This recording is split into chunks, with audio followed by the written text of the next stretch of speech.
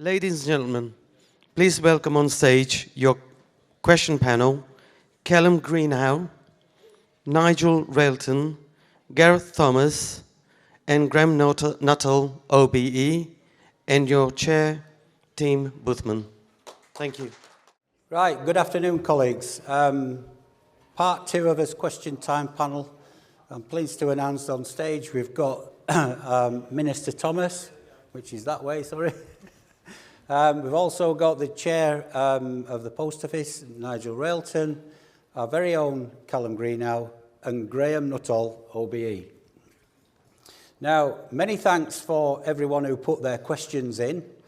But out of those 30-odd questions, there were 4 main emerging themes. Those themes are remuneration, the future size and makeup and model of the network going forward, oversight and governance, that's an old chestnut of the federations, and the relevance of the Post Office going forward.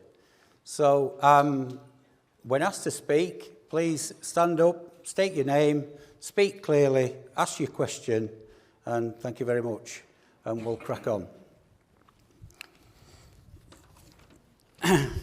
So the first question was put in by Martin Ball, but actually he's not here today, so it's going to be asked by Howard Greenman. Thank you, Wendy. Howard Greenman, Non-Executive Director of the South West. This question has been posed by Martin Ball from Connaught Green. I'm going to read this out verbatim. This is the question that he has posed. He asks, when will we finally be paid properly for the work we do in terms of sales, services, administration, skills, and longevity of service? I have been a postmaster for nearly 25 years, and I work 37.5 hours a week in a rural post office over a 6-day week. Last month, I was paid £9.31 per hour gross, despite the national minimum wage rising to over £12 per hour. Do you think this is right and proper? Is it not time we were all paid a minimum salary for the work we do? Thank you. Right, thank you. Thank you, Howard. I think we'll kick off with Nigel. Yep. Good afternoon. Thank you for the question. I think it's a very fair question. I've been a chairman now for a year, and one of my observations when I first joined was that postmasters were not being compensated enough. I know other people have said that. That's why we did a strategic review last year. That's why we've come up with a plan to increase postmaster remuneration significantly, not just in the future, but from next year. And we recognise that too much of the income coming into the post office was being spent on central overheads and not being shared properly with postmasters. Now, we can't solve that overnight. It's not something that we can just click our fingers and do.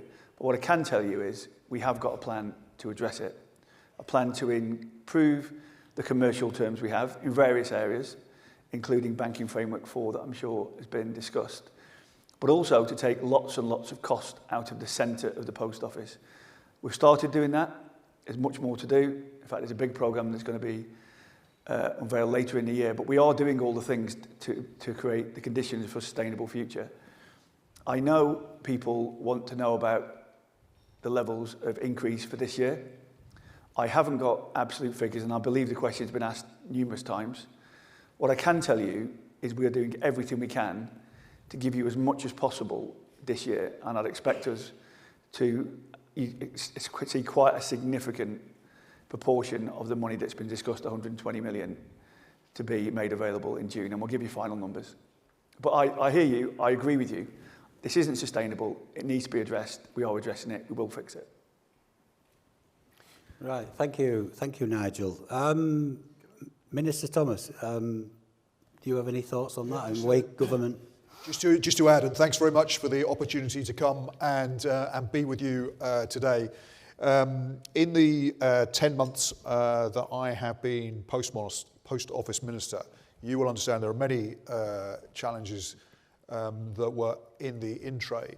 But one of the most significant ones is how do we increase the numbers of people coming into your post offices. And so one of the things that, as Nigel alluded to, that we are working on is how do we improve the commercial future of the post office. So just credit to Nigel and to Neil and the senior management of the team for getting the banking framework 4 agreed. We need to try and go further in terms of the building the confidence of the banks to do more with post offices on the high street. And I say that because the one obvious area where there is more potential is in banking. And not only does that matter for you as postmasters, but it also matters for the future of our high streets. And one of the things that I think we as a government will be judged on, and there will be many, is the extent to which people feel that the community they live in feels like a stronger community going forward. And they'll look at the state of the high street and they'll make a judgment about whether the high street is a more attractive place than perhaps it was. And getting more footfall onto the high street, getting more people coming into your post offices is one part of that broader story about the future of the high street. So there is an immediate challenge which Nigel's alluded to in his answer, but the long-term future has got to be about how do we get more banking services in particular, more use of banking services in your post offices going forward. Appreciate there are a range of other services as well, but that's one that we have identified as offering opportunity going forward to get more people into your stores, and in that way to increase your pay. Right, thank you, Minister. Calum, from Federation and our members' points of view, what would a remuneration structure look like, in your opinion? Well, I think actually, if I may, I'm going to answer it in a slightly different way, Tim, because I think what is important is remuneration is quite a complex aspect, and there's a few different answers to it. The first answer is Howard, the person who asked the question was when we're going to get paid the national minimum wage. Well, actually, to be honest, I think you are worth far more than the national minimum wage, and if all you're getting paid is a national minimum wage, then that's not going to cover any of your costs associated actually with providing the service that you do. Nigel obviously highlighted in previous discussions that half of the network is not profitable. Well, actually, if half of the network is not profitable, how much of the network is actually viable? Because if you actually earn a pound in profit, well, you're profitable, but you're hardly viable. If we then take into account back in 2013, when network transformation began, income to postmasters was 478 million, and it dropped in 2018 to 300. Last year it was 398, and this year it was 426. And if it hadn't have been for the two one-off bonuses of 5 and 20 million of April and December last year, actually, as far as any growth in your remuneration, it really just wouldn't have happened. If we take inflation into account, as I highlighted on Saturday, your remuneration should at least be somewhere in the region of 460 plus. As far as the specific question, Tim, as far as how should the remuneration structure look like, I think what we've got to understand is that whilst there are growth in certain areas, that doesn't necessarily mean to say that is being spread evenly across the entirety of the network. If you happen to do well in banking, you're probably going to be okay. If you happen to do well in the Poodle products, you're going to be okay. If you're not doing either of those, you're probably going to struggle. And that's the problem, is that actually when you look at just the top line figure as far as remuneration is concerned, what you're seeing is potential growth, but that doesn't mean to say that everybody is experiencing growth. That's the problem. It's not really a fair system. Not everybody's getting a fair share of the pie. So when it comes to how we structure remuneration, we really need to be doing it in such a manner that everybody is actually getting a share. And that's what we need to sort of work through sort of with the Post Office and sort of deep dive into the areas where it is working and the areas that it's not, so that we can actually ensure that everybody actually gets a share of anything that's coming forward, and particularly if it's 120 million that's coming forward by sort of March sort of next year, that is welcome, but we're going to make sure that that's evenly spread across the whole network so that everybody benefits. Thank you, Calum. Graeme, in your long experience, what is the definition of fair remuneration? I'm conscious I ought to introduce myself. Yes. I'm the stranger on this panel. I advise the UK government on how to promote employee ownership in private companies. That was a decade ago. The government accepted my recommendations that I delivered in something called the Nuttall Review. And as a result of that, the UK has the most vibrant employee ownership sector of any country in the world. You may not realise it, but there is more than one company a day converting to employee ownership now. Over the last 10 years, over 2,000 companies have converted to employee ownership in all sorts of sectors, manufacturing, services. And as I say, we're probably at a run rate of about 500 new mutual companies a year.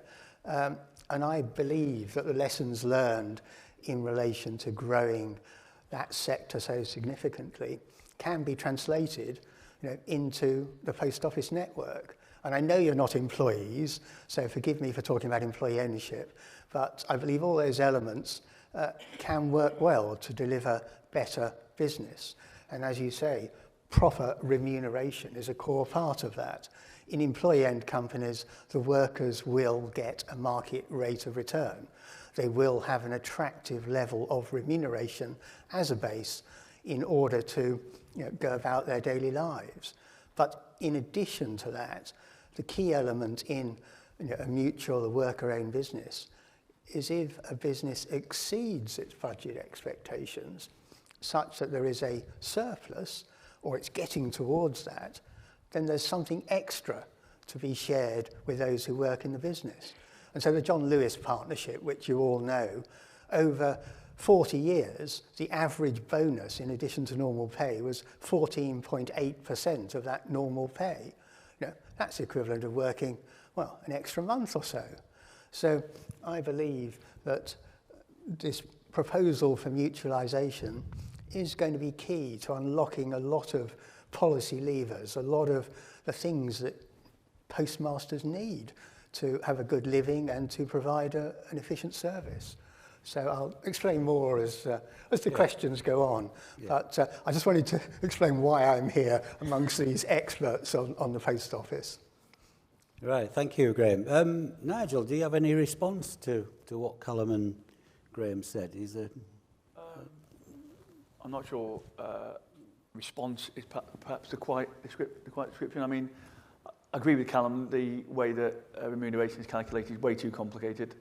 It needs to be simplified.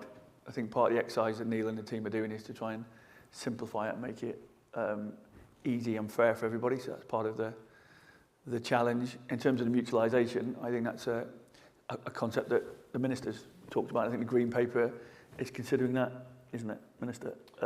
But I think what's important to understand is in order to even have the option of mutualisation, the conditions have to be right. And the conditions I mean by that is the Post Office in general has to be in a much better financial health than it is today. I think we'd agree that. So I think the plan that Neil and I are developing this year is to create those conditions so that should mutualisation be a wish that you want to put in later in this Parliament, then it's possible because the conditions are right. Right, thank you. Right, we'll open up to the floor. Questions on remuneration, please. Anybody?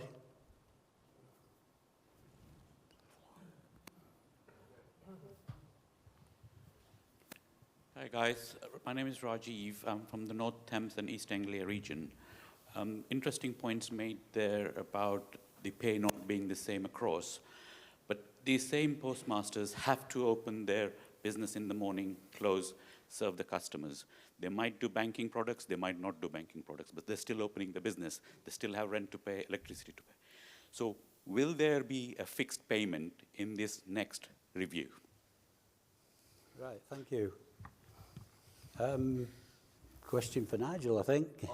I have to be really honest, I don't know. I don't know, but I'll take that away and we'll come back to you on that. I don't know. We're looking at, we need to make sure that we're thinking about the way that remuneration for postmasters is sustainable for the future and is structured in the right way so it's fair to everybody. So I'll take that away, we'll feed it back into it, and we will come back to you. But just to assure you, you know, when I was asked to join as chairman, one of the things that was very clear to me is the current model doesn't work. We can all agree that, right? It doesn't work. And we can all agree that the money that you guys are receiving isn't enough. So it's no good fixing one of those things. We need to fix both of them.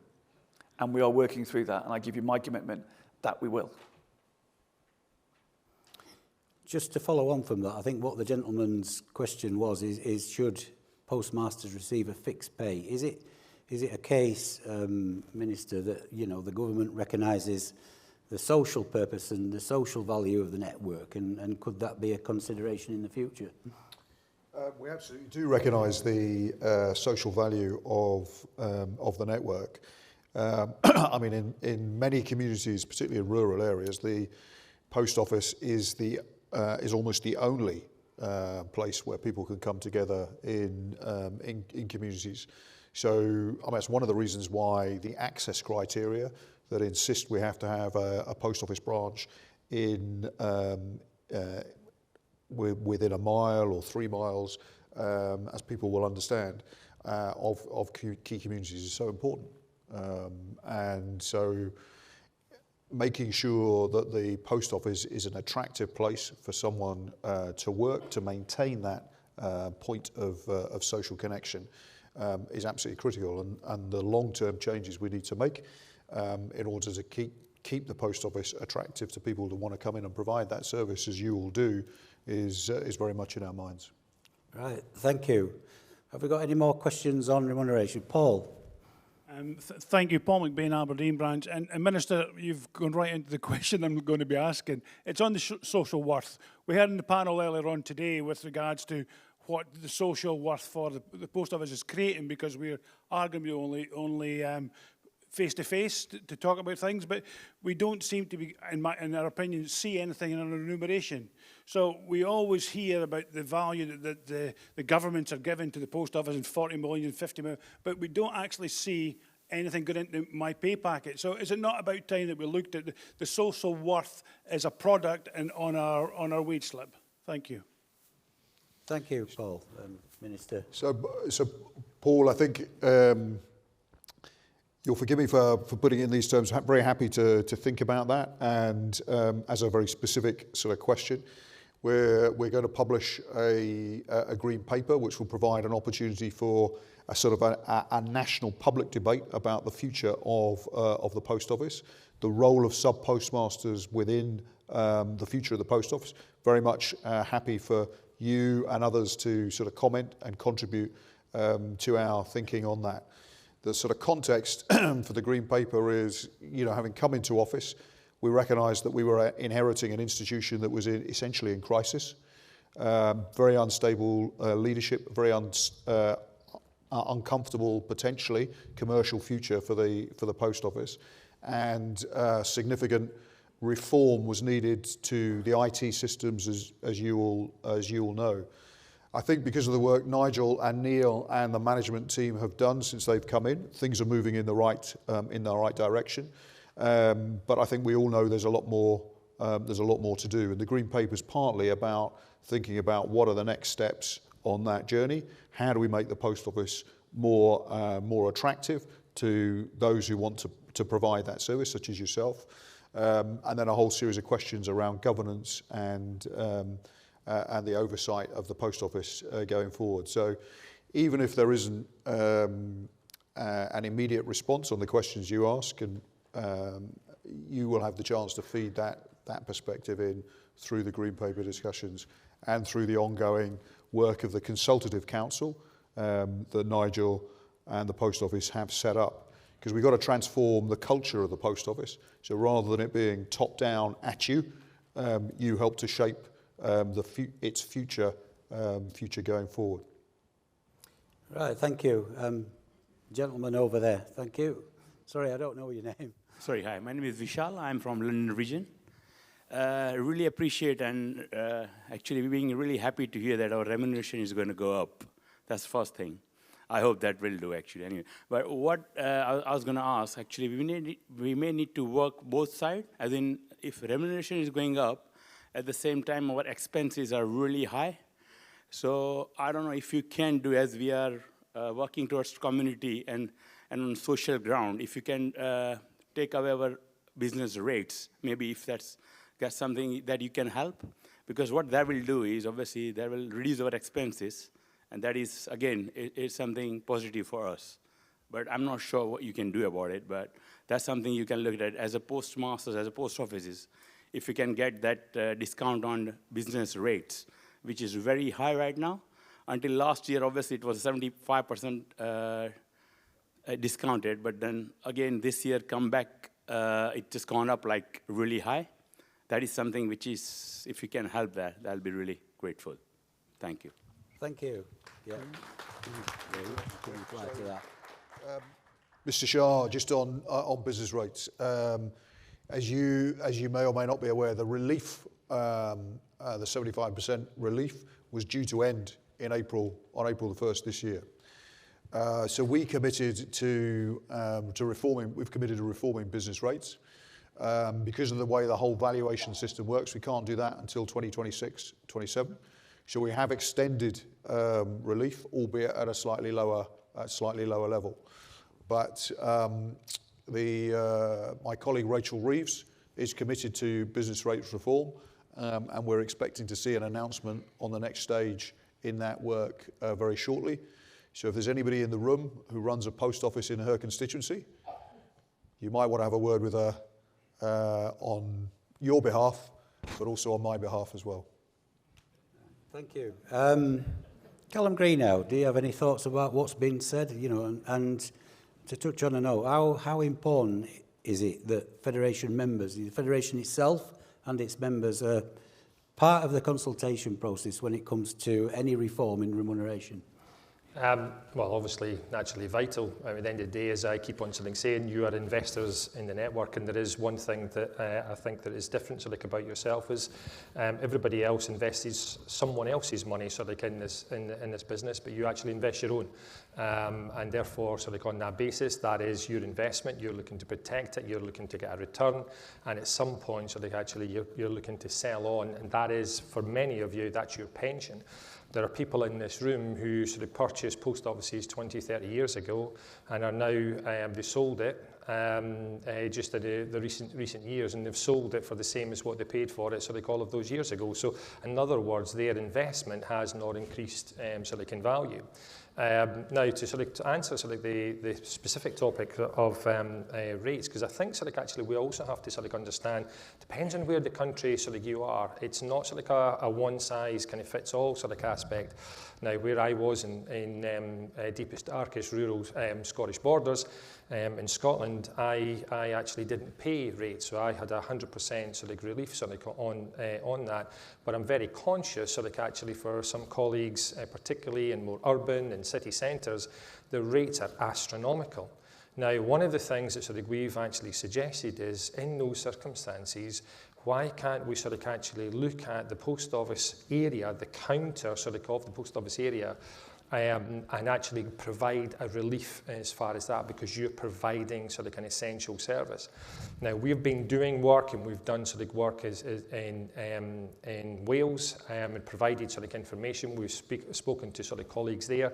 We've been able to work out the actual square footage, not only their premises, but of their post office, exactly how much rates they're paying. So therefore, what is the actual rateable value of that post office counter? And could that actually be taken out of the rateable value of the business because it's providing an essential service? So there's things along those lines that we're looking to kind of put forward to actually provide you with the help and support and lobby on these very important issues on your behalf, because, you know, as you quite rightly said, I think colleagues earlier on, it's not just about your income, it's about your costs. your rent and rates are sort of going through the roof. Your utilities are going through the roof. All of these costs, you're obviously, and as employers, we want to pay our employees the best we possibly can, but that is going through the roof.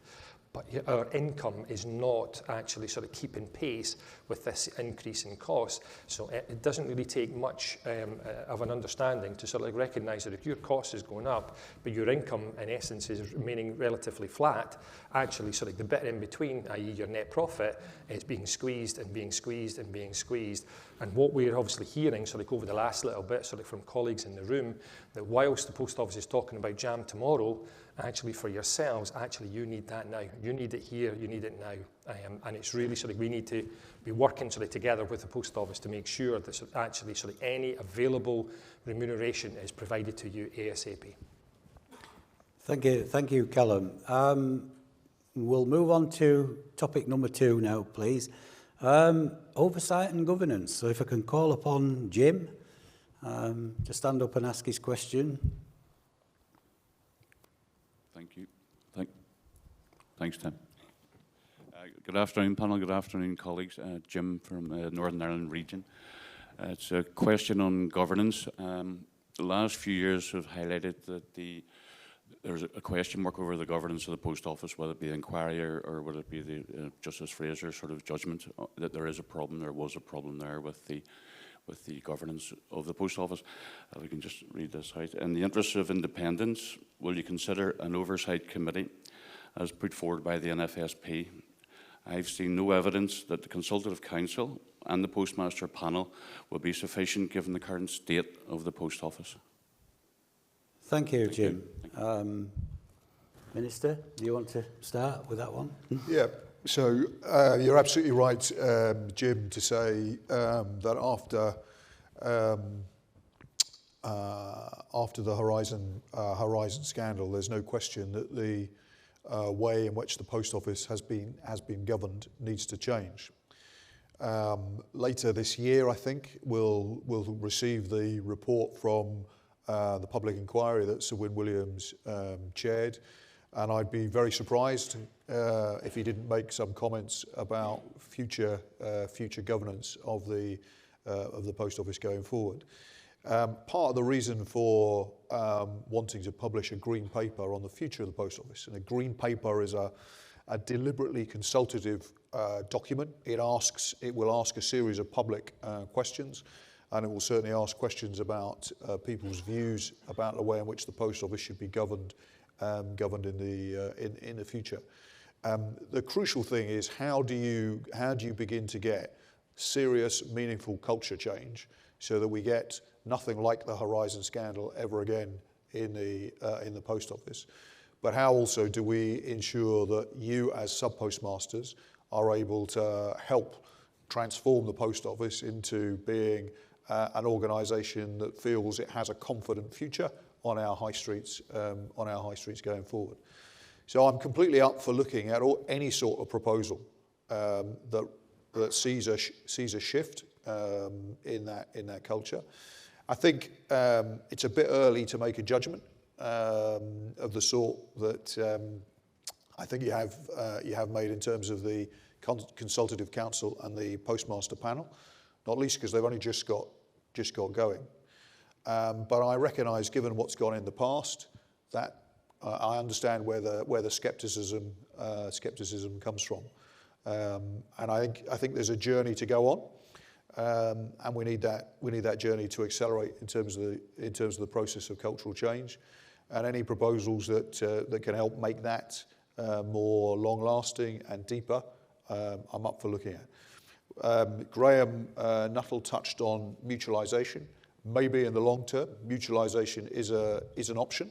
I think a straight jump from where we are now to mutualisation, I think, would be extremely risky.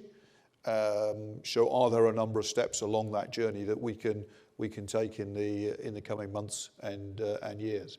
And that's what we're very much interested in seeing. Thank you, Graeme. You know, it's fairly obvious that it probably would be a big mistake to say mutualise tomorrow. So what can be done in the meantime?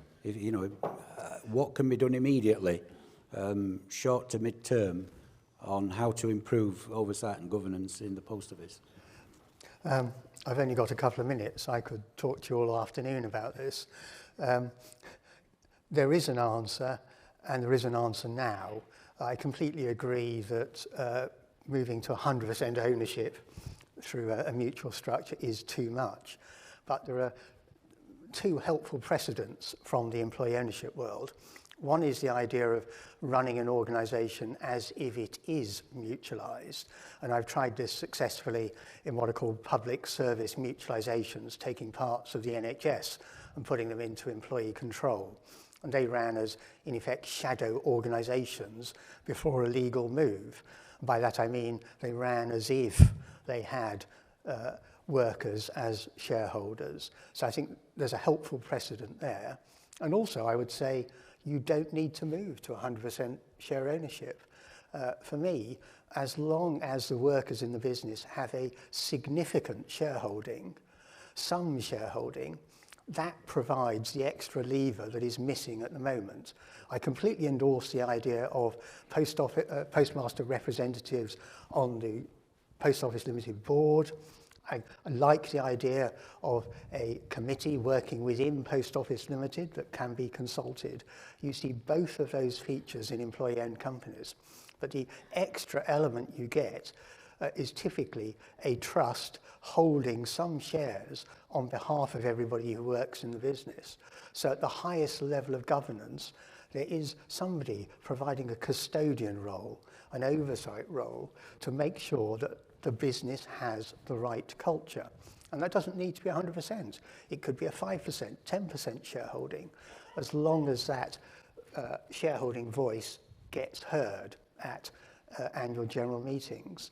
And that particular entity, that highest level of governance, would have a power, a clear purpose of looking after the post office business, the network, making sure that it is professionally managed network, successful, independent, with an ethos that embraces what postmasters bring to that organisation, that recognises you as partners in that business, as well as recognising the essential social outcome, the essential network that the post office provides.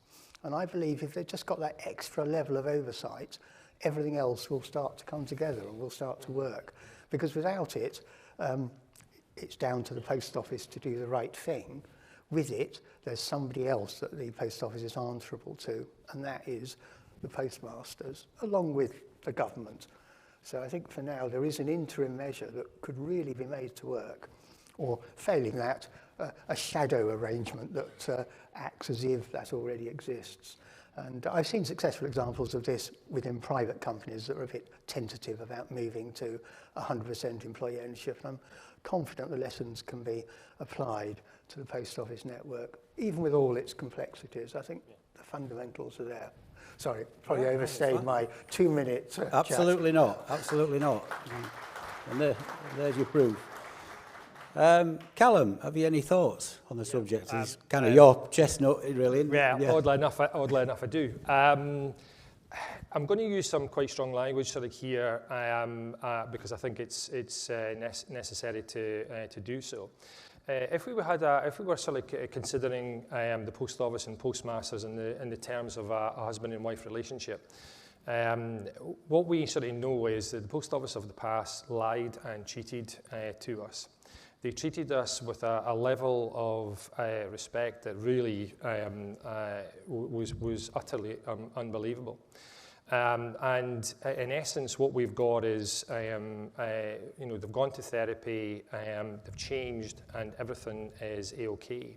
Now, I'm not suggesting that that's not the case, but actually from our perspective, we have been treated sort of in a way for such a long period of time, just because there's been a change in management, and I think it's great that there's a change in management, and I do think it's refreshing. Actually, from our perspective, we're still in a position, so like we're still hurting. We're still feeling betrayed, and it's going to take time for us to actually sort of come around and trust. Now, that's the reason sort of why sort of the oversight sort of committee from our perspective is really important. Because from my perspective, I see the Consultative Council and see the Postmaster panel, and in essence is the person who lied and cheated to us actually determining how the repairing of the relationship is going to be. They're actually driving the narrative. They've got a control of that. And actually, for me, I think that needs to be taken out of there, and it needs to be independent. It needs to be separate. That's why the oversight sort of committee to me is so important, and I think it serves many purposes, because I think, as Graeme sort of is talking about, it can actually provide that vehicle as we move to some form of mutualisation, and whether that's, as you said, 26.1 is significant, isn't it? Or 51%, and hopefully sort of eventually sort of 100%. But it's about bringing in sort of other people into the mix, other voices sort of into the mix as well. So it's not just about postmasters. What do we always talk about? The customer is king. And if we can sort of talk about the relationship between ourselves and Post Office, but if we ignore the customer, we ain't got a business, we ain't got a future, because the competition is focused on the customer. So bringing the customer's voice sort of actually into that mix brings in a sort of an additional sort of additional dynamic sort of to the conversation of making sure that the direction that the Post Office is taken. The board has the legal responsibility as far as the operations of the Post Office, but the oversight committee is making sure that that is done sort of in a morally transparent sort of manner and actually can hold the Post Office to account. Because if history teaches us anything, and with respect, and we're not playing politics here in any way, shape, or sort of form, but successive governments, not our government, but successive governments and successive levels of the civil service have failed in their duty to hold the Post Office to account. They failed in actually challenging the Post Office. 8 reports were provided to the Post Office Board between 2003 and 2015, explaining that Horizon was not robust, explaining that the prosecutions were not robust. Yet, with the government's help and support, the Post Office in 2018 went to the GLO court case to defend the indefensible. Where's the funds come from? All of the funds have come from government on that basis. Maybe not all of them, but certainly a large proportion of them. So on that basis, we have to have something that's separate so that we can learn to trust the Post Office once again. And the Post Office can prove to us that it has actually changed. And we can do it in a manner of actually holding them to absolute account, rather than them driving the agenda, them driving the narrative, and them deciding how that relationship that you're going to have will actually be going forward. Your voice has to be an awful lot stronger than it actually is. Thank you. Thank you, Calum. There's quite a lot to think about on that, Nigel. Have you any thoughts, comments on what's been said so far? Yes. I'm just having a moment to reflect. Look, I've only been with the Post Office for a year, right? And Calum, I know there's a lot of built up frustration and anger and all those types of things. But I wasn't here, right? I'm doing a job now, right? It doesn't help. I'm saying I'm not. But I want to be part of the solution. But in order to be part of the solution, we have to recognise the problem, right? We're trying to fix. And if I just look back a year since I joined, I'm being very frank and honest. Right? A year ago, we had no plan. The Post Office hadn't had a plan since 2019. Right? No plan. I want to choose my words carefully, but let's just say I'm trying to pick my words really carefully, but a management team that perhaps wasn't as skilled as it needed to be, an executive team. Pardon? Please be respectful. Yeah, well... Sorry. And thirdly, there was very poor governance, right? So if you think about it, right, the three most important things any business needs is a proper plan, the right people in charge to deliver it, and good governance to make sure they are right. All those 3 things were missing. What have we done in a year? And again, this is a journey, right, as the Minister said. We did a strategic review. We have a plan. We have a plan, and the start of that plan is the thing that will allow us to increase remuneration this year and beyond. So we have a plan. Neil and I and the team are going to refresh that plan this year. The plan will be even better because we've got a new team in place, we know more, and we've got a year's experience. The executive team has completely changed. I mean, Neil and I used to work together at Camelot, and Stuart knows me from Camelot and Neil, and he is the right man to lead this organisation. I have no question that Neil would make an enormous difference, and he's hired a great team around him. So now we've got a plan, and we've got the right people in post to deliver the plan. And as a board, we have sorted our governance out. I've now got new board members, we've got the right skills on the board, we hold the management to account in terms of delivering the things that the post office needs. And by post office, I mean you guys, what you need, making sure the performance is there. So we've now got those three things in place. Is it perfect yet? No. But we will get there. We've made huge amounts of progress. And I want to make sure that we do the thing I talked about last year, change the polarity of the business. So it's about postmasters. It's not about the centre anymore. And again, that's a journey we're going to be on, and we're going to do that. I mean, Calum, we'll take away again your thoughts on that. You know, we've got the postmaster panel and the consultative council. I think they are independent. They're chaired by independent postmasters. If we can improve on that, let's think about it. But I can tell you now, our absolute intention is to make sure governance works for postmasters. Your voice is not just heard, but is acted upon. And it's the most important voice in the room. And we will do that. So I think we've achieved a lot. There's much, much more to do. But I think the conditions are now right to be able to allow us to do that. I really, really do.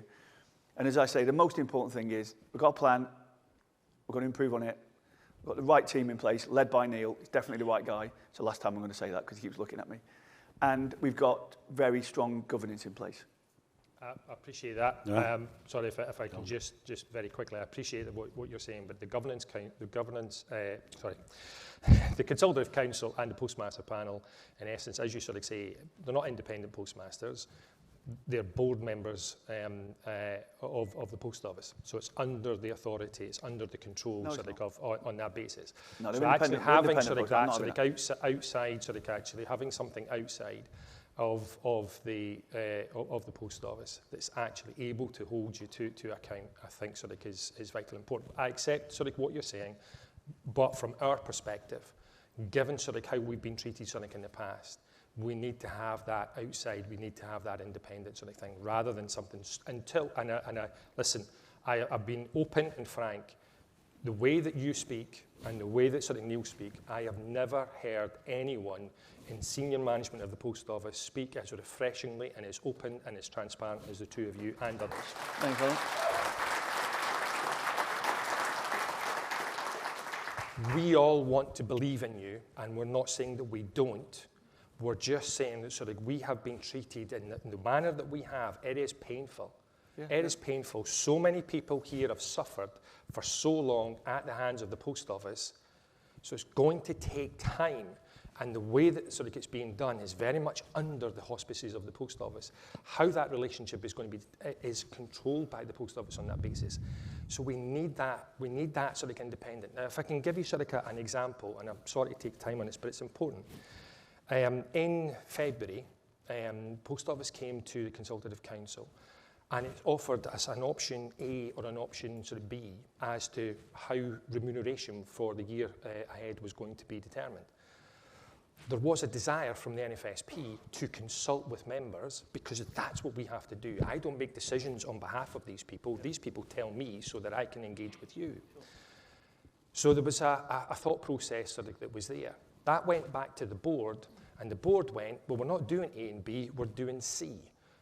That's what you're getting. Now, I'm not disagreeing with the reason why, actually, because the reason why was actually we're not really sure if we've got the funds because actually the spending review hadn't sort of been. So actually, just can we actually commit to this? So I get that, but it was the aspect of you came to the Consultative Council. There was a request to actually consult, and then you went off and did something completely different. And what was announced without any consultation was something completely different. That's the problem. And we need to be in a situation where actually there is a body that sits outside that can go, hang on a second, that's not acceptable. You have to do better. And that's in essence what we're trying to do. We want to be a help to you to sort of make sure that the culture does sort of change, but we're not going to be able to do it if actually it's under the control of the post office. We can do it if we're working side by side rather than the dominant subservient, as it's always been.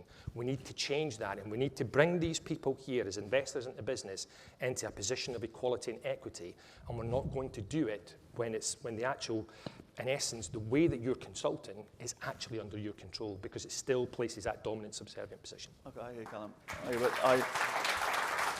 I don't want to get into debate on this age, because I think that's good use of anybody's time, but I hear you. I think I disagree with completely just dominance. I don't think that's ever our intention, and that's not our intention. It's certainly not our style to work in a subservient, dominant manner. It's not that at all. I don't work like that. I know Neil doesn't. That's not our intention at all. And hopefully, you know, the way I've been trying to portray today, the way we want to work, that's not our intention at all. It might have. I'm not sure it was before, but it's certainly not now. Let me tell you that right now. We want to work properly in collaboration. Reverse the polarity. It's all about you guys. I get it.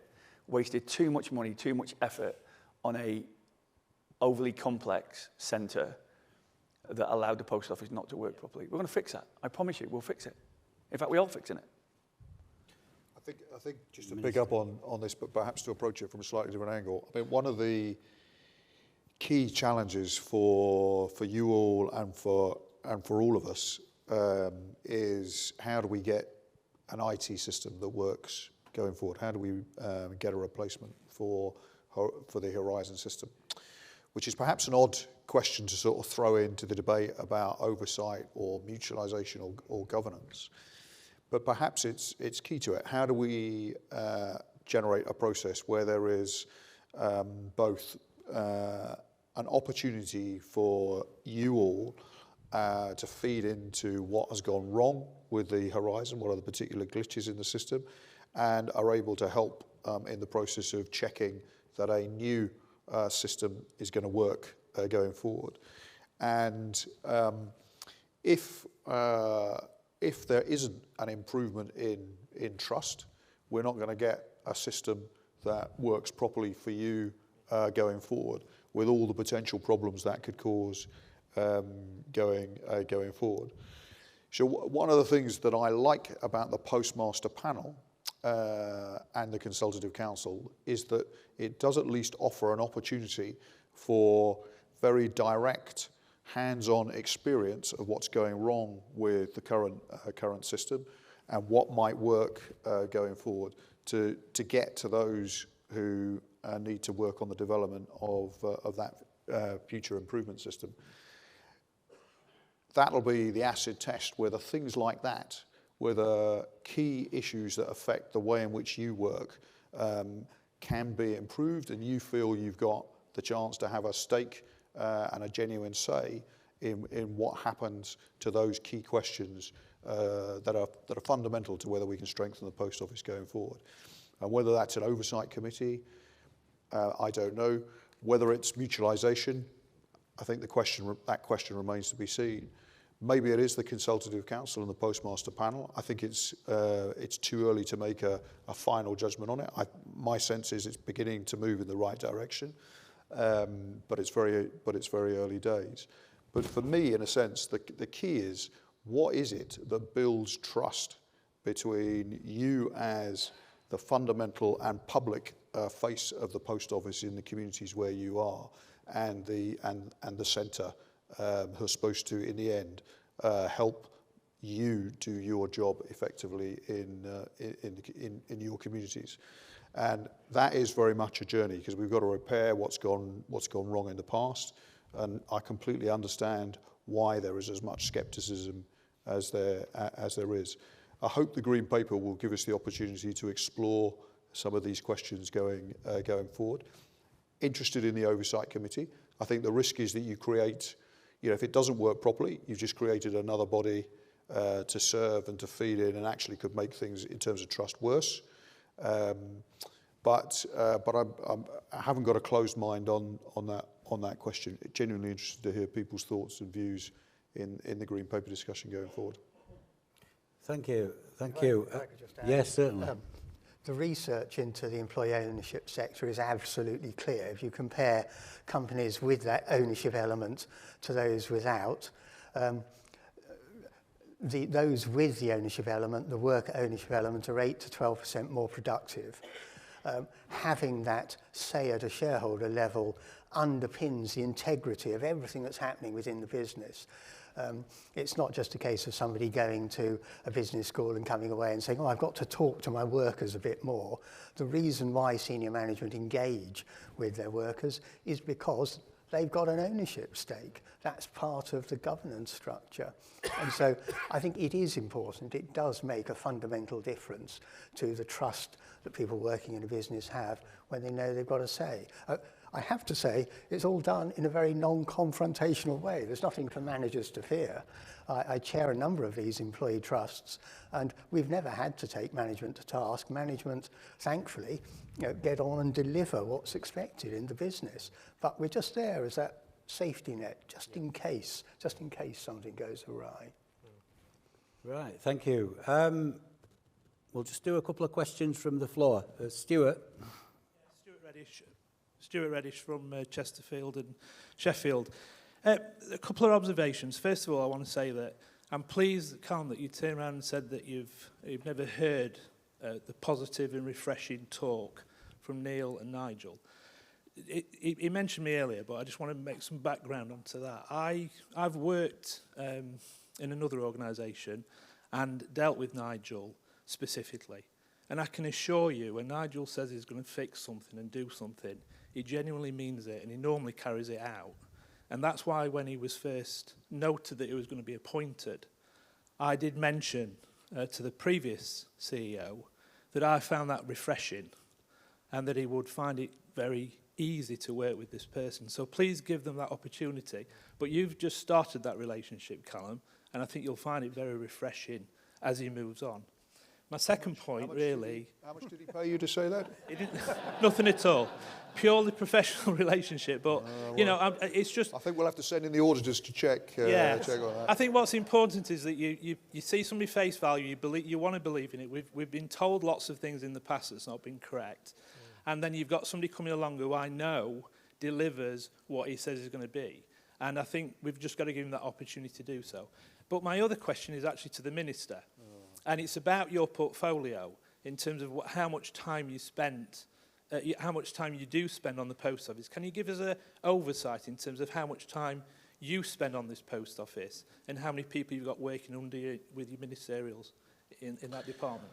I think certainly when I first came into the job, I'm probably spending about 50% of my time on the post office, trying to get my arms around all the different issues from the future of the post office that we're now sort of talking through, to all the issues around compensation and the inquiry. It's lessened a bit, but it's still a substantial. I still spend a substantial chunk of my time on the post office, and I have a significant team of officials who work to support me in the conversations I have with the post office and more generally. Some of those officials work on the compensation to sub postmasters very directly, and some work on some of the questions that we've been talking about. But we came into government with a commitment to strengthen the post office, strengthen the post office network, and we're committed to doing that.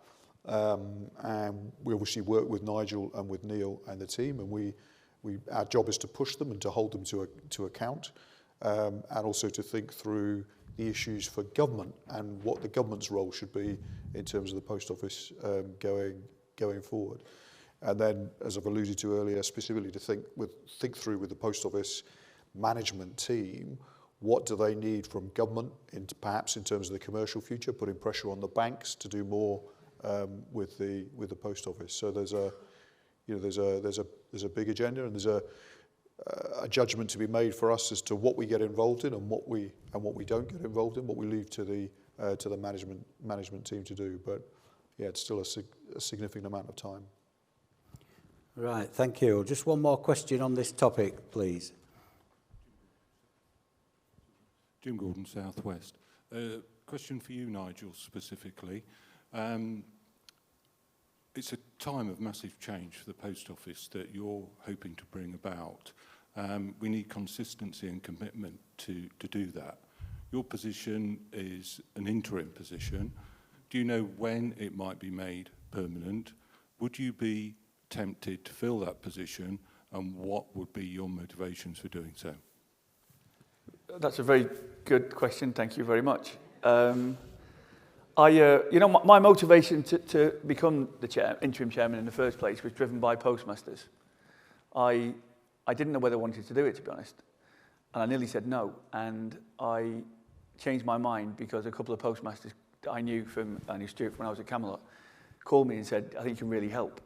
So that was why I became interim, because I thought I could really help. And hopefully you've seen the difference a year makes.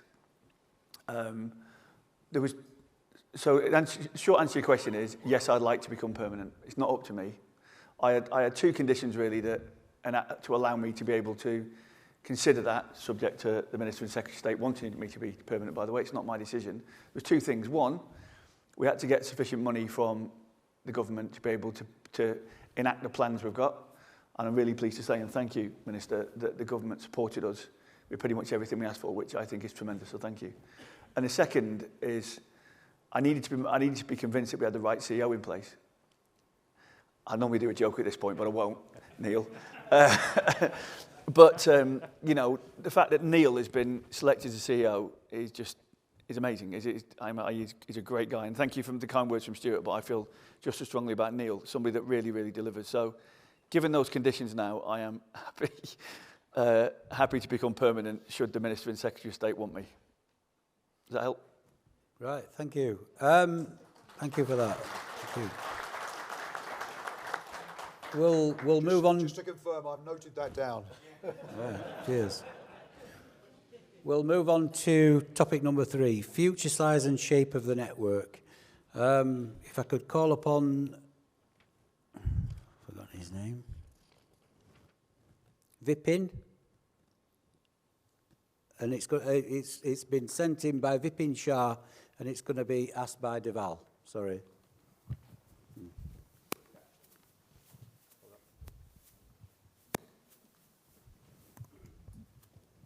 Good afternoon. The question is for Nigel. Is from my colleague Vipin Shah. Where there are too many offices in demographic area, would voluntary closures with lump payment to postmasters make sense so that the other offices benefit from the closure? There are too many offices within 3 miles of distance where my colleague Vipin Shah is based in Luton. Thank you. Thank you for the question. I think it's very pertinent until what we're considering now, particularly through the Green Paper and our strategy work. I can't give you an answer, but I'm just saying we are reviewing the size and shape of the network. We currently have the restrictions that the Minister has said, so we have the targets. But I think we need to look at what makes economic sense. Because if you just take a step back a moment and think, all the revenue coming into the post office is money that you guys are generating, and we are going to try and build a digital business as well, to your benefit, by the way, not in any way distract from what you do. So the revenue we're really concentrated on and growing that significantly. We're concentrating on making the centre as small as possible. Trust me, we want to make the centre only do what the centre does. I've said this before, so that there's much, much more money, and basically every surplus goes back to postmasters. The next question is, how big's the network? How do you share that out, and what's right for postmasters, what's right for communities? And that question we haven't answered yet, but it's certainly something that we are looking at. Right, thank you. I think basically the crux of the topic in the exercise is that it revolves in network reinvention, network change, network transformation. Is the post office network that we've got now, is that fit for purpose? Does it need to change? If it does need to change, then obviously that's going to impact on a lot of people. So from a federation point of view, Calum, how could Federation manage that? What would be palatable and not palatable? Well, I think first and foremost, as your representative body, it's about consulting sort of with you as to sort of what it is that you want. Now, the sort of difficult sort of thing is, as I look at around about 200 people sort of in this room, I'll probably get 200 different answers. And I think you've kind of highlighted network urban reinvention, network change, network transformation. So like the reality is none of these programs actually worked and actually delivered a business or a network sort of fit for purpose. Actually, in some areas where there was deserts created, and then in other areas there was a sort of an oversupply. So to try and sort of kind of write that, and of course the other sort of aspect about it is that so many of you actually own your properties or are fixed into sort of leases. So it's not just a simple case that you just kind of pick that up and sort of move it sort of into the right place. So that's a really sort of complex sort of aspect sort of to deal with. If you were, in essence, if the post office owned the entirety sort of the network, then it would probably be able to do that. But of course, the cost sort of would be astronomical. So again, sort of maybe it's working sort of together with the post office to identify sort of actually sort of where it is that we need a full-time sort of office service, where we've got an oversupply, where we've got an undersupply, and actually sort of provide the help and support to be able to sort of ensure that the right post office is in the right location. That is not a 5-minute job, and that will sort of take significant investment, Minister, so they can to do that. But certainly, you know, as a member-led organisation, it is our duty to listen to you and to bring to the top table what it is that sort of you want. And for some of you, it will be to exit the network with a compensation package. For others, it will actually be so that you can see like an opportunity that you want to take. But if you can get the assurance or actually the financial support, you'll probably be able to sort of actually you be convinced or confident sort of in making that business decision. So it's not a it's a very complex network that we have sort of here. It's a fantastic network, sort of run by fantastic sort of people, but the challenges that it face, in essence, the historic aspect has really created the mess that Nigel and Neil are trying to sort out sort of today, and it's going to take time to identify exactly what that is, and then sort of come up with a plan to sort that. So, yeah. Thank you. From your experience, Graeme, how would that be managed? How could you?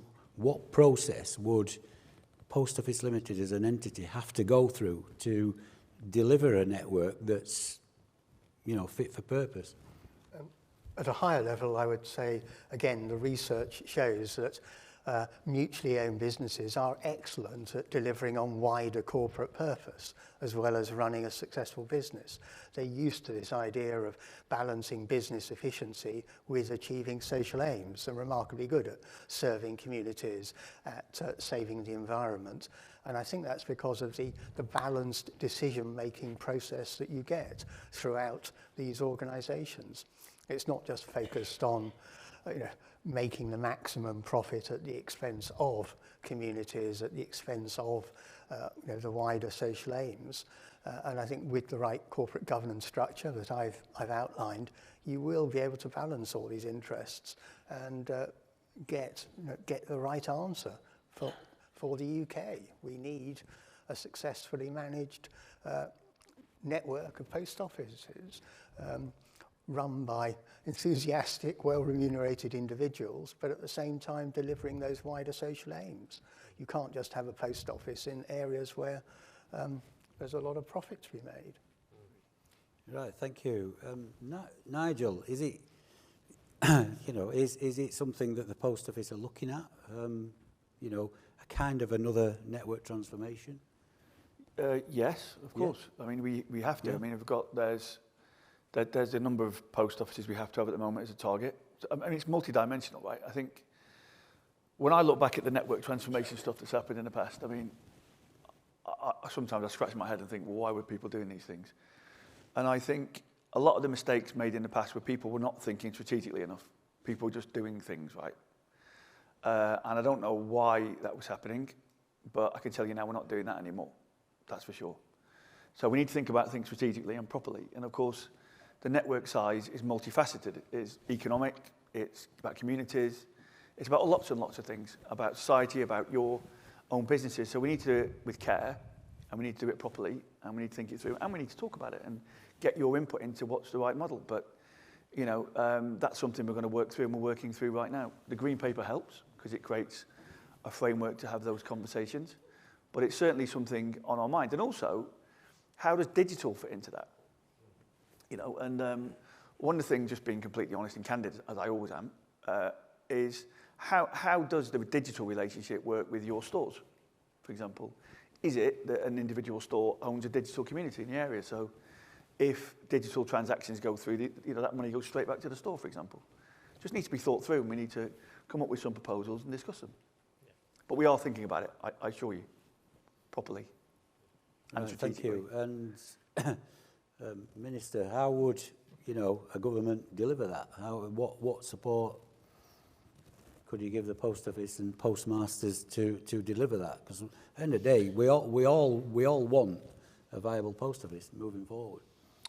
Well, I suppose there's two things I'd say. First, just on the size of the network, because we touched on the social value of the network earlier, and so, you know, if you were just to do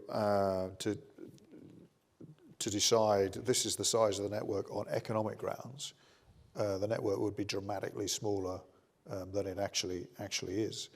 And one of the responsibilities on government, very much so, is to think about the role the post office plays in each community.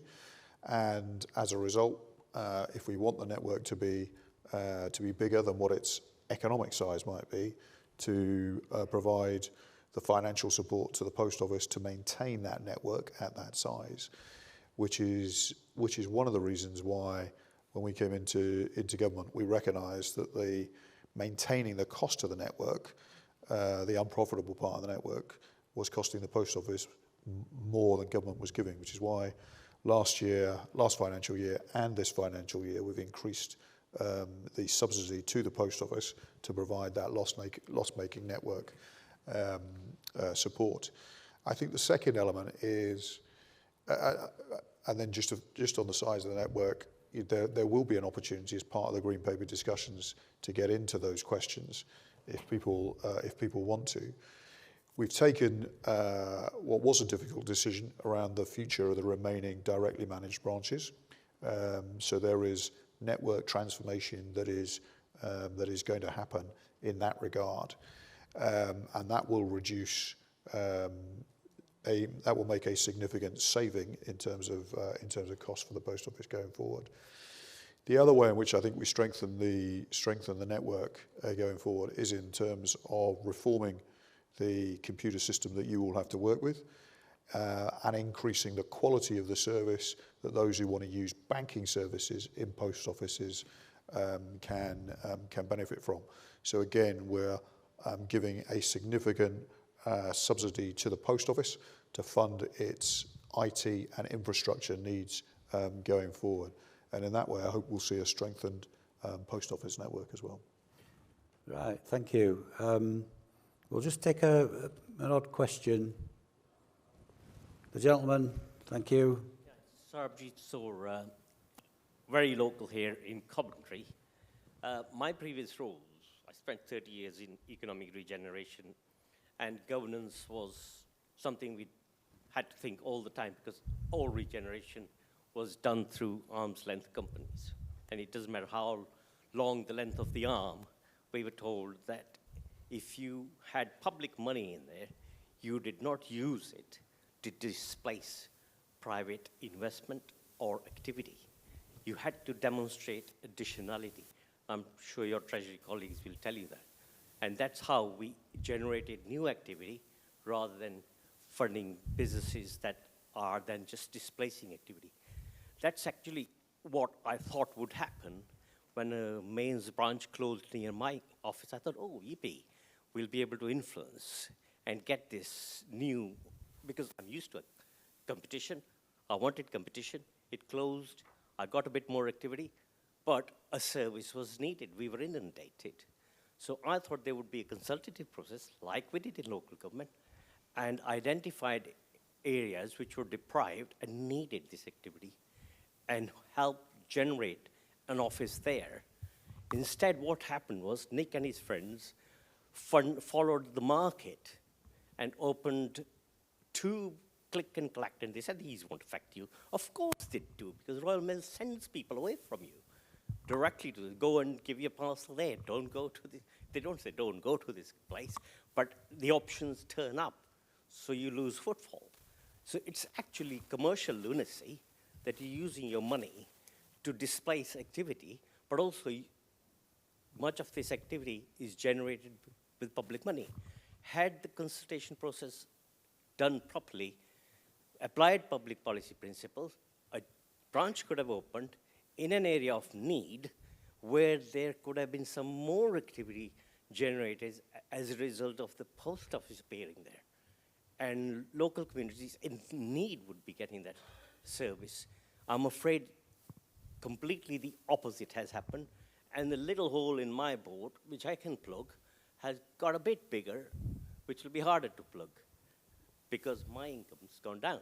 My value's gone down, because immediately when turnover goes down, your value goes down. So you're not a good partner, Minister, in my business. Neither are you, Nigel, from the post office. You're a predatory partner, if I may say so. Thank you. Right, thank you. I think the general crux of your question, and the cynical ones in the room would say that, you know, unfortunately a main's closed for whatever reason. The expectation was that maybe a local office would be upgraded to a mains. That obviously didn't happen, in fact the opposite. Post office at the time probably thought we're saving money because we're not paying mains rates. And they opened probably drop and collects, and possibly that's just a numbers game to keep the 11,500 up. Well, I think we really do need to, you know, I think the post office really does need to have a different mindset. I think the general crux of his question, yeah. Yeah, I mean, can you send me your details, please, and we'll look into this properly, please. I agree with what you're saying, Tim. I think it was a numbers game. I do, and I think it was a numbers game producing bad outcomes. I mean, if you're just measuring against, you know, replacing a mains with a click and collect, I think we'd all agree that's not, it might, you know, tick a box in terms of you've got to numbers, but it doesn't create the same value. But, you know, if there's a mains closed in your area and it's not been replaced, then clearly, you know, economically, societally, community-wise, that need is not being fulfilled. And now we want to go back to first principles and say, never mind what the numbers say, what do we need? What do those communities need?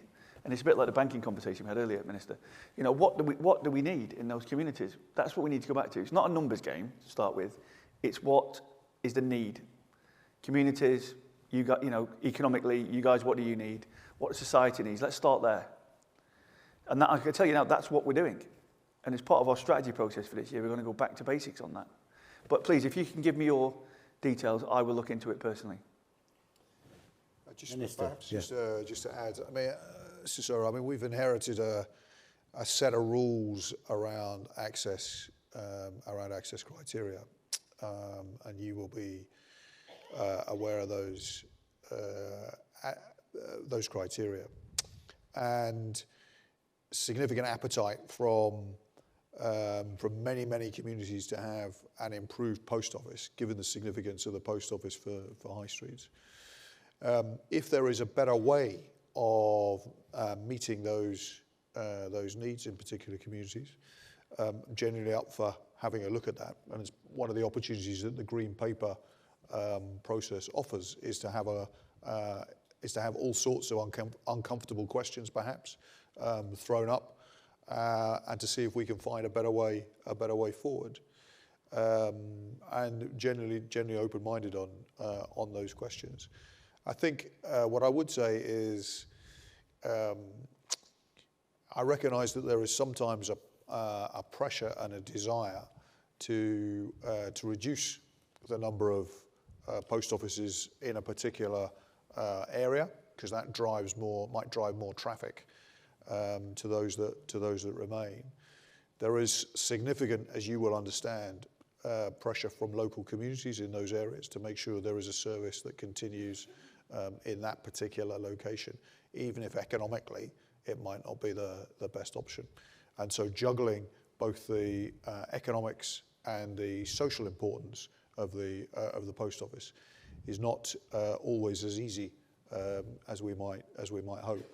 But if you've got a particular set of suggestions, obviously write to Nigel directly, but also have a think about contributing your thoughts into the Green Paper process when we publish it. Yeah, thank you, Minister. Calum. Thank you, Tim, so I can comment sort of get on this.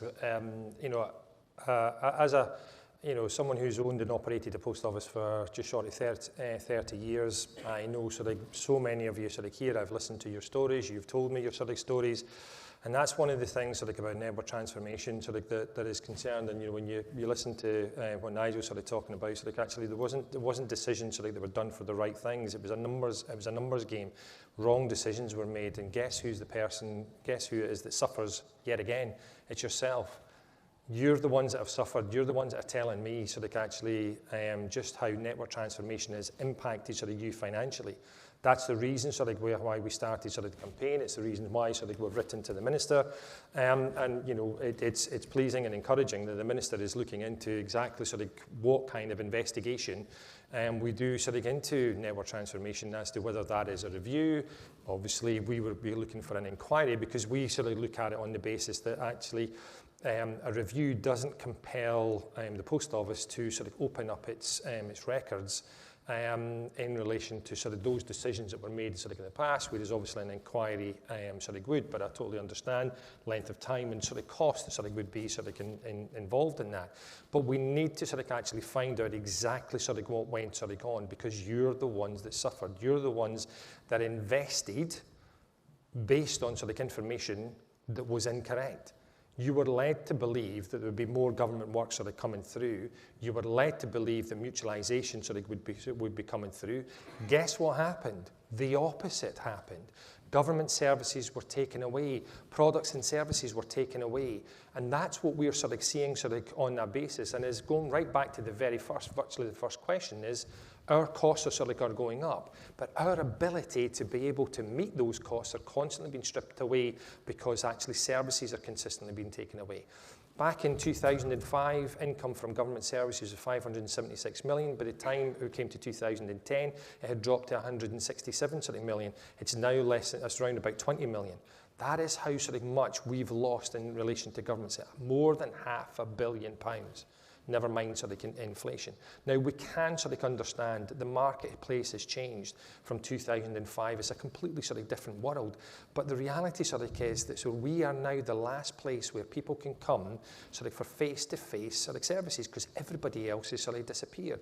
Government's policy of the past was digital by default. But the thing sort of is that customers are not being asked what they want to sort of do. Yes, some customers do choose to sort of go online, but actually a lot of customers are prevented from coming into your offices and actually using you and being able to make sure that your businesses are profitable and sort of viable sort of on the high street. So we need to sort of do something sort of about that, and that's why it's really important that we actually look into exactly what went on sort of as far as network transformation is concerned, so that you can have the confidence that actually not only has it been reviewed, but the impact on you can be sort of addressed. Thank you, Calum. One last question on this subject. Sarge from South East. Minister, Calum's just touched on that a little bit. I've been coming here for 39 years. We've had ministers, and I was expecting that you being the new minister, new post office team, that you might just offer us a lifeline by offering some government work. You know, we've been losing government work all the time. And I don't think there's anything that we can do now, but I thought you might offer us a new lifeline with a new post office team. And perhaps in your green paper, you might have something in there that can give us a survival. Any new work, please, will be most welcome. Yes, sir. Sarge, if rolling out the contents of the green paper here and now would be career suicide for me. So if you'll forgive me, I'm not going to tell you what's in the green paper just at the moment. But what I would say is, you know, I would be being dishonest with you if I said that I thought there was going to be a significant increase in government services being able to be provided in the post office. I'm not going to do that. You were, as Calum alluded to, you were walked up the hill once before, and I'm not going to do that today. I'm absolutely focused on how do we get more people coming into the post office. And I'm struck by one of the conversations with a sub-postmaster I had in my own constituency about the generational change that there is in terms of people who use post office services, and we need to think that through and how we respond to that. And we also need to think through what are the other commercial opportunities going forward for the post office to make it work for you and everybody else. The work very directly with Nigel and his team around banking is part of that story, but absolutely you'll see the green paper, I hope, fairly shortly. And if you've got ideas, because the green paper is a consultative document, it's about trying to stimulate a national debate, not just a debate amongst postmasters, but more generally within debate within communities about how they see the future of their particular post office. So you feel free to contribute, put some ideas in, and you'd be very welcome. Thank you. Mohammed from Yorkshire. Just a simple thing. Sorry if it seems too simple of a question, but if it's a marriage made in heaven, and we've heard from the panel for years and years, myself 35 years, but it's always the same. We hear all the good stories. Personally, if it's a marriage made in heaven with the government and those, why is literally like National Savings and Investments, you took it off us. DVLA work, they struggled with the platform, so they brought it back to us. Maybe it'll go again.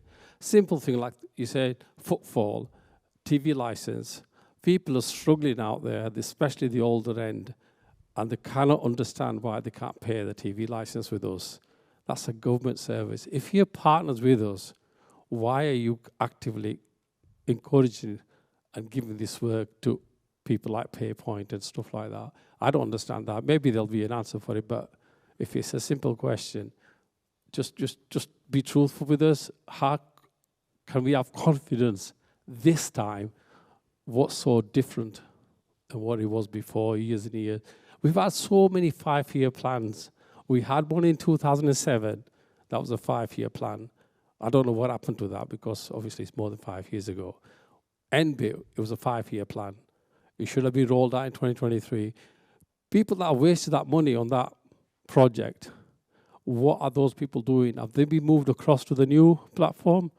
But we need to know all this, especially everything aside, why has the government actively given all this work to other providers and not the post office taking it off us? DVLA is going next year. It went last year for a while, but they came back. And banking is a lifesaver, don't get me wrong. Banking came to the post office because they had nowhere else to go. They miscalculated cashless society by years. They thought by 2020 there'll be no cash in the network as a government or whatever, but it's still there. So they've come to us, they saved our network. But that's by default. I don't think anybody encouraged and got that work on board. Sorry if it's too long-winded, but it needs answering. Yeah.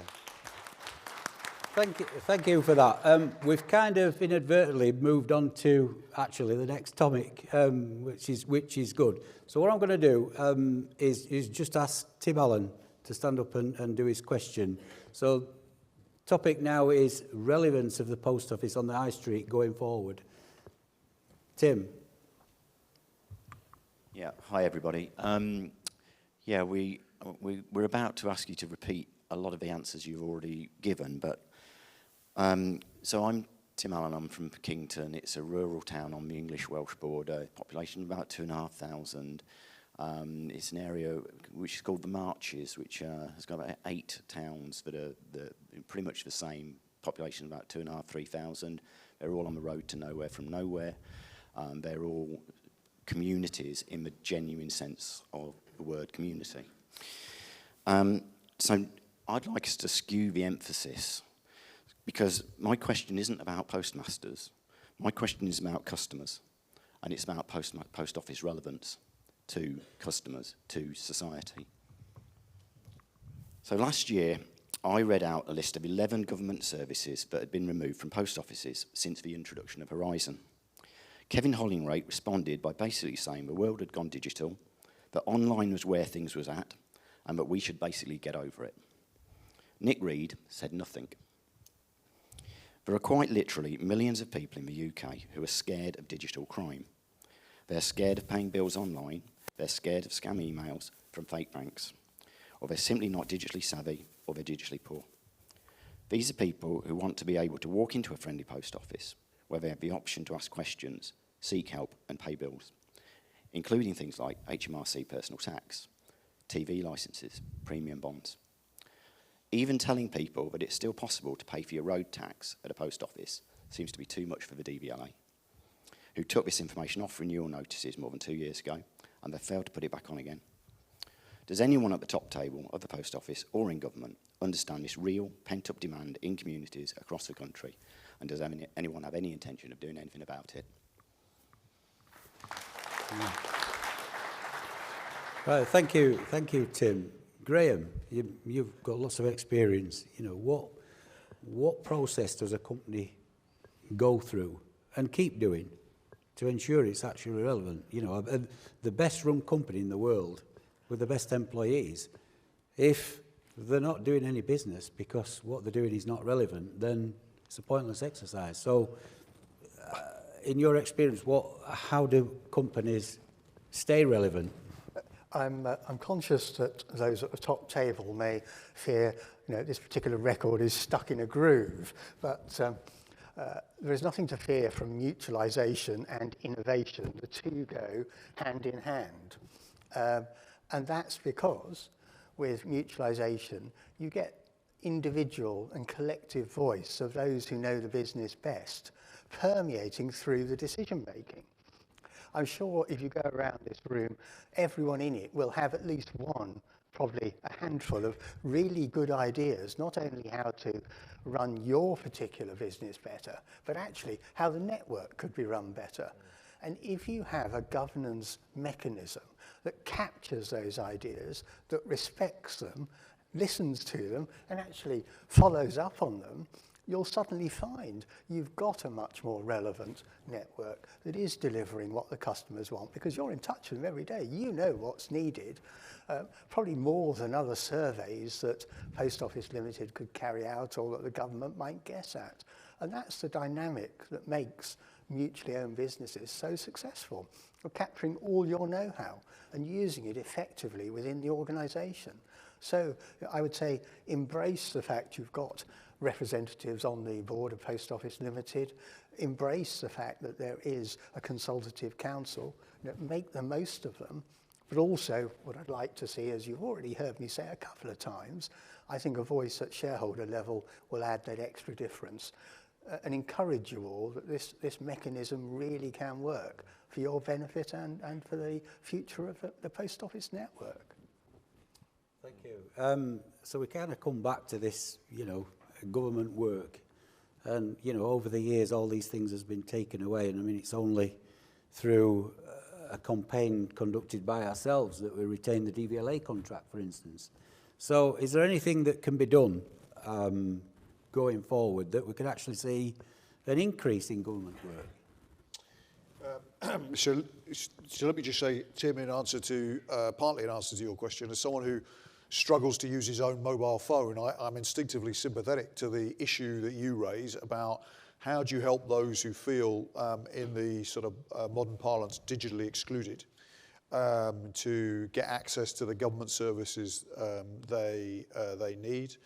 And that's one of the questions that potentially I hope will surface in the Green Paper discussion. What I'm not going to stand here or sit here and do is promise you that there's going to be a dramatic increase in government services, because I would be walking you up the hill in the way that you've been walked up the hill as a group in the past. The challenge, I think, is both for the Post Office and for government more generally, is how do you ensure the Post Office both provides a service to those people who want to do things in person, but how also does it provide a service to those who are not digitally excluded? Younger people who are technology savvy, technology confident, who still live, many of them in the type of community that your post office is based in. We need to make sure that the post office is providing a service to them just as much as it's providing a service to those who aren't confident about technology going forward. If we can do both, then I think we've got a much more confident future for the post office going forward. And that's very much part of the conversations that we're having both internally within government, but also with the post office management team going forward. And genuinely where we want to generate ideas and thoughts of postmasters, but also those organisations outside who represent people who, perhaps older people, perhaps those who are vulnerable in other ways, who want the in-person support to come up with ideas through the green paper process. Right, thank you. Nigel, what processes are there or going to be to ensure that you're, because in effect Post Office Limited acts as a broker for various clients such as DVLA, Royal Mail, Every. How are you going to ensure that the Post Office going forward is relevant and those relationships that you've got with those clients, you know, remain strong and it's a partnership and can move forward together? It's an interesting question, Tim. Relevance is something that I thought about a lot. And just to give you a quick story, if I may, I'm conscious way over time, but when I was the CEO of Camelot, and Stuart knew me back then, in 2017 when I took over, the National Lottery was in terrible shape. And you know, the games were poor, digital, retail, brand had lost any cut through. But the thing we found that was most damaging to us is we'd lost relevance. Honestly, we'd lost relevance. And what did that mean? It's that it takes time to lose relevance, right? So people don't really care about you anymore, right? So people didn't really care about the National Lottery at all because it lost relevance over time. The thing is, it takes time to lose relevance, but once you found out you've lost it, you've got to get it back really quickly because if you don't, you can't do anything else. It's true. So we thought, well, how do we get relevance back quickly? And it was a link back to good causes that we'd lost. So people were only playing the National Lottery to win prizes, not good causes. So Stuart knows we went on a huge journey with the distributing bodies to make sure we could tell good cause stories. And then we got relevance back. So one of the things I've been thinking about since I've been here is what is the equivalent for the post office? What is that relevance? And I think it's about you guys as local entrepreneurs, but about communities and about services and servicing local communities face to face. So I have been thinking about the relevance points and how we can bring it back and quickly to make sure relevance is front of mind. And I'm still thinking that through and obviously need your help to think about how to do that because certainly I can't answer that question. In terms of government services, I think if the former management were sitting here, they'd be all blaming the government for not giving us the services. Right? I'm not going to do that. I think it's on the post office management to work out how we should be getting those services on your behalf. If PayPoint is being granted services from the government, then why has it gone to PayPoint and not the post office? There's a reason for that, right? I don't know what it is, by the way, but there's a reason for that. So we need to get our own house in order and say, what services should we be providing? Which services do you need the post office centre to negotiate on your behalf? And we should be going and either making the case to the government that it's not just digital, there needs to be a digital solution that we can also offer through retail, technical and commercial, that can be done. And if PayPoint are winning these contracts, we need to understand why and be far more competitive ourselves, quite frankly. So we need to take, and Neil's left now, so I'll say Neil needs to take ownership for that. No, we need to take ownership for that. We do. And clearly work with the Minister and the government, but we need to take it on board and we need to go and do it ourselves. I hope that answers your question, Tim. Thank you.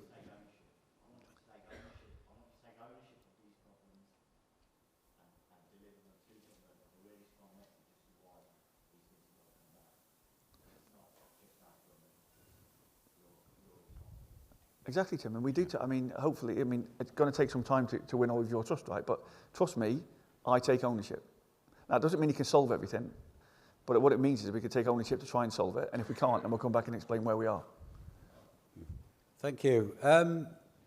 Question from Howard. Thank you, Tim. Yeah, Howard Greenman, Non-Executive Director for the NFSP for the South West, as I mentioned earlier. As it happens, I'm also a Wiltshire councillor, newly re-elected on the 1st of May, so going into my 5th term now. And this is appropriate, this is pertinent. You'll see where I'm coming from with this, so please bear with me. I'm perhaps a little bit unusual in that I'm actually a Conservative councillor. I'm one of the few that remain. And that's appropriate as well, and you'll see where I'm coming from, why I say that, because I was a councillor, and as well as a sub-postmaster, as well as a member of the NFSP, when the car tax discs were taken away under the tenure of David Cameron. And I wrote to him at the time, I knew him, and I said this would be a disaster on 2 fronts. Firstly, at least one time in the year, a customer comes in and we know a vehicle is insured and MOT'd. That's now going to be dispensed with.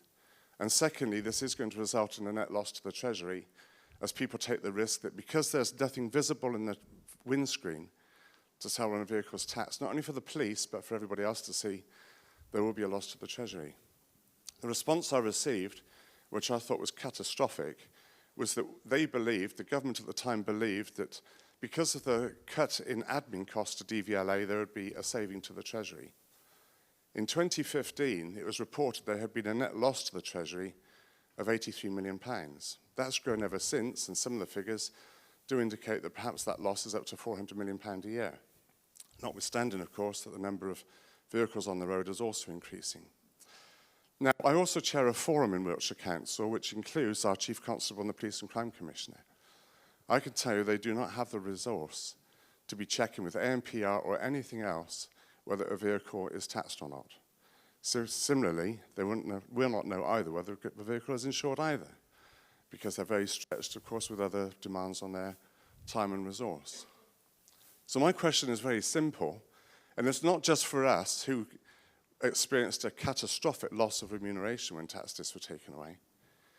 There has to be a win-win, not only for us, but I have to put it to you, Gareth, Minister, to you, that given Rachel Reeves is currently squeezing up vehicle excise duty across all elements of vehicle excise duty, why don't you bring something like that back into the post office counter? In your opening remarks, you mentioned about increasing footfall. That will not only increase footfall, that will generate income for us, and I put it to you, it will generate income for you as well.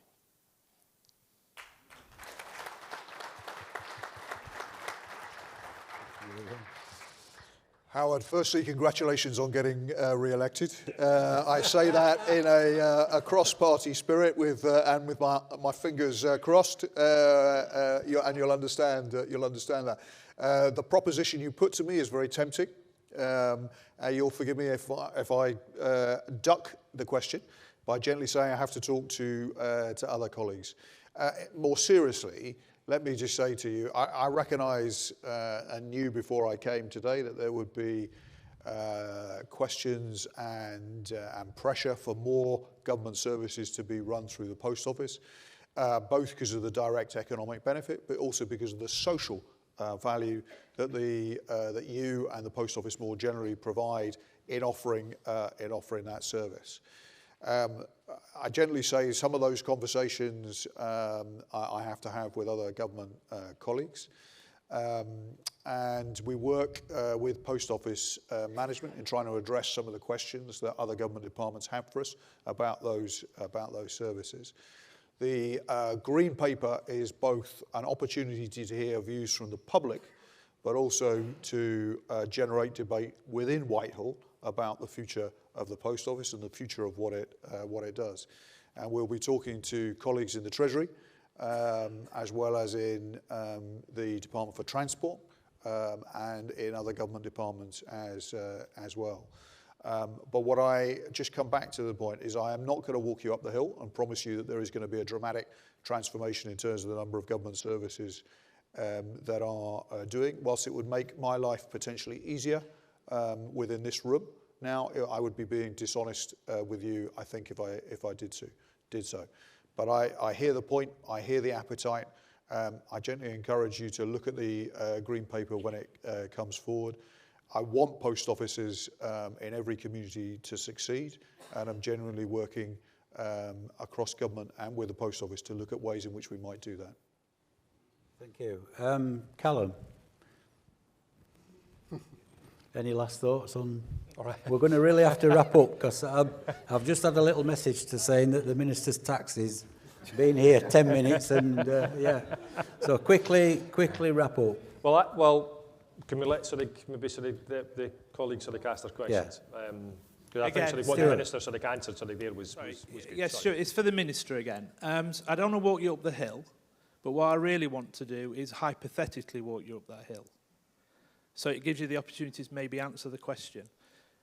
Because of the Horizon scandal and because of the TV and the exposure, people, our customers, know now that the government own the post office. In terms of, they didn't know, a lot of people didn't know that before.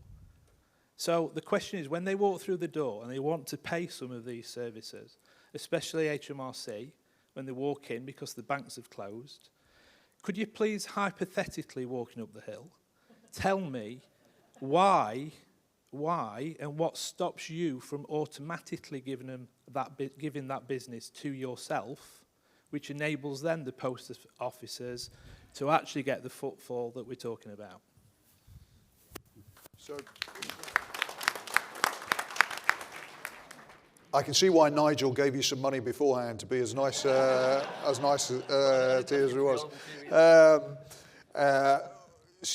Stuart, it's a very tempting question. I'm not going to allow you to drag me up that hill, if you'll forgive me, tempting as it was. But maybe in a year's time, you'll be able to hold me to account for where we've got to.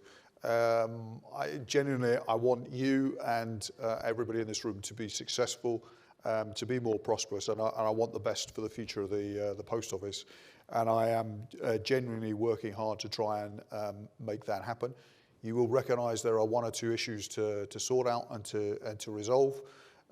One of which of those, without question, is building trust between you and the Post Office senior management team, because essentially you are the Post Office in your communities, much more than I am, or much more than Nigel is. And we've got to build a better commercial future for you, and I absolutely recognise that. And I recognise the provocative question that you asked, and I will take that away.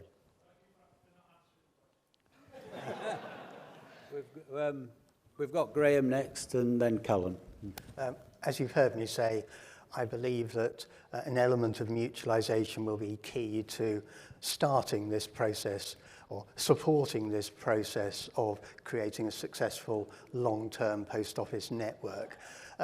If I may take a slogan from a well-known employee-owned company, this is Riverford Organic Farmers.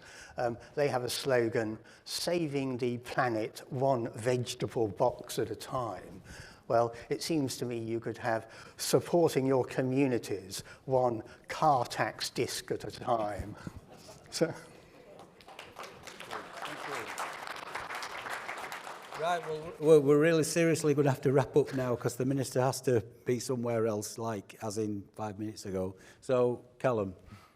Unusually for me, I'm going to be very brief. Minister, you said that we are the post office representatives within our community. I think many of us here would consider ourselves to be government representatives within our communities as well, because we are effectively your business partner. So on that basis, I think what Stuart said was very relevant on that basis. And very, very, very briefly, I remember back in 2011, it was my second conference.